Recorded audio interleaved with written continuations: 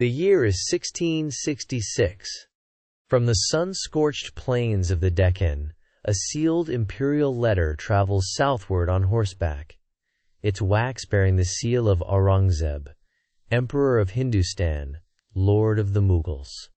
Outwardly, it is an invitation, an honor. The fragrance of sandalwood and burning ghee fills the war rooms of Rajgad Fort. As Shivaji's advisors argue through the night, their voices hushed beneath the weight of suspicion. They smell the trap beneath the silk. Every instinct honed by decades of guerrilla warfare, of mountain passes and midnight raids, tells him the same thing. This summons is a gilded snare. Yet Shivaji does not flinch. He does not reach for his sword. He reaches instead for something far more dangerous. A plan. For the tiger, it seems, has chosen to enter the cage himself. May 1666. Shivaji Maharaj rides into Agra beneath a sky white with heat, and the city consumes him whole. Minarets pierce the haze like drawn blades. The bazaars roar. Cardamom and sweat, hammered copper and burning ghee, a sensory siege that dazzles even as it disorients. Sambhaji, barely 9 years old, rides close to his father's flank. Around them, Mughal outriders maintain a courteous distance that is no courtesy at all. Every turbaned face along the road belongs to someone watching, counting, reporting. Aurangzeb's intelligence runs through this city like groundwater. Invisible, everywhere, sustaining the empire's iron grip. Shivaji absorbs it all. The geometry of the streets, the rhythms of the guards, the weight of 10,000 unfamiliar eyes. He has walked into the most gilded trap in the known world, and the cage door has not yet closed. The Diwan-e-Sanam blazes with silk and cruelty. Courtiers in jeweled turbans observe every breath, every flicker of the eye. And then, the insult, precise as a blade. Shivaji is placed in rank behind men he has broken on battlefields, commanders whose names he has already written into defeat. The humiliation is architectural, deliberate, constructed over weeks by invisible hands. He does not bow further. His spine remains iron. His jaw tightens. Around him, incense curls upward like smoke from a slow fire, and the assembled court holds a silence so complete it has weight. On the peacock throne, Aurangzeb's gaze sharpens. 2 dark points of calculation behind imperial stillness. The trap, baited with ceremony and false honor, has been sprung. Now the gilded walls of Agra begin, very slowly, to move inward. The Haveli assigned to Shivaji is silk and stone, appointed with Mughal generosity, perfumed with rosewater, gilded at every cornice. And yet, the guards stand 3 deep at every threshold. The windows open only onto other windows. Even the lamplight here feels supervised. Shivaji moves through these rooms like a man measuring a cage with his footsteps, counting paces, reading shadows, memorizing the rhythm of every shift change, every cough, every averted eye. The scent of saffron rice drifts up from the kitchens below. Somewhere across the city, the Yamuna moves in darkness, indifferent and ancient. He has no sword. He has no army. He has only the one instrument Aurangzeb cannot confiscate, a mind that has never once accepted the word impossible. And somewhere within that mind, a door is already beginning to open. In the sweltering heart of Agra's summer, a language is being spoken in sugar and sesame. Each morning, heavy baskets of pitas and ladoos, wrapped in muslin, fragrant with cardamom and rosewater, leave the Red Fort as charitable offerings to the poor beyond the walls. It is Shivaji's gesture of piety, and the guards note it, search it once, twice, then cease to bother entirely. Routine is the assassin of vigilance.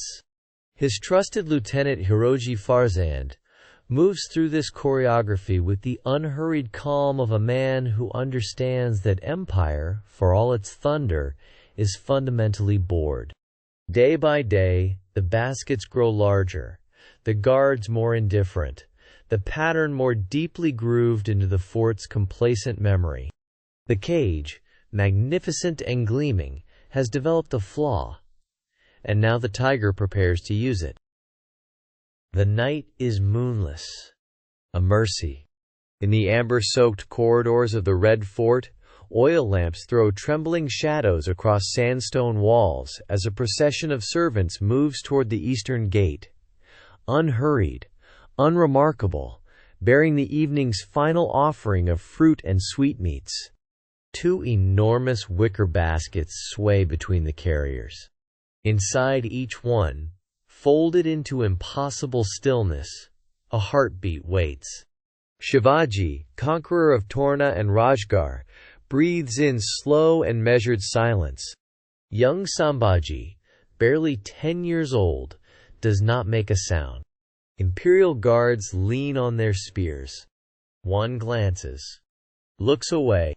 The baskets pass beneath the great archway, into the warm Agra night, as a cricket begins to sing by the Yamuna's edge.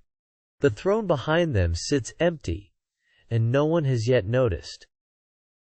They ride as men possessed, hooves hammering the sun-baked earth of the Yamuna road, dust rising and burning curtains behind them. The great river glitters to the east, indifferent and eternal, as Shivaji's small party tears southward through mango groves and sleeping villages, still wrapped in the last darkness before dawn. At prearranged way stations, loyal agents materialize like apparitions from the roadside shadows, offering fresh horses, water, whispered blessings. Disguises are shed like dead skin, turbans discarded, false identities abandoned to the wind. For the first time in weeks, Shivaji breathes air that belongs to no emperor. Every mile is a resurrection, every thundering hoofbeat a declaration. But Agra's long shadow reaches far, and Aurangzeb's fury, when it wakes, will shake the very roads they now claim as their own. Dawn breaks over Agra in shades of copper and ash. Inside the Red Fort, the news travels like fire through dry grass. The prisoner is gone. Aurangzeb receives the report in silence, his prayer beads still warm between his fingers. Then the storm breaks. Officers are flogged. Guards are disgraced. The scent of sandalwood incense mingles with the sweat of terrified courtiers prostrating themselves on cold marble. The emperor paces the length of the Diwani Khans, his jaw set like carved stone, his eyes burning with a fury he will never fully permit himself to show. He has humiliated kings. He has shattered armies. And yet a hill chieftain, a man he held in the palm of his imperial hand, has simply vanished. Riders thunder south through the morning dust. But somewhere in the emperor's chest, colder than rage, is the first quiet sting of doubt. The Deccan air is different here. Warmer. Wilder. It carries the scent of red earth and monsoon memory, of jasmine and wood smoke rising from 10,000 hearths that have prayed for this moment. When Shivaji's feet touch Maratha soil, something ancient exhales. Word spreads faster than any horseman, leaping from village to fort, from shepherd's fire to temple bell, that the tiger has returned from the gilded cage. Not broken, not diminished, transfigured. He has walked through the furnace of Aurangzeb's empire and emerged carrying something no Mughal sword could ever seize, proof that mortal power has its limits. The hills of the Sahyadri seem to stand taller. The people weep and roar in the same breath. And in the courts of every rival kingdom, men who once dismissed the Marathas now lean forward, suddenly very attentive, whispering a single name.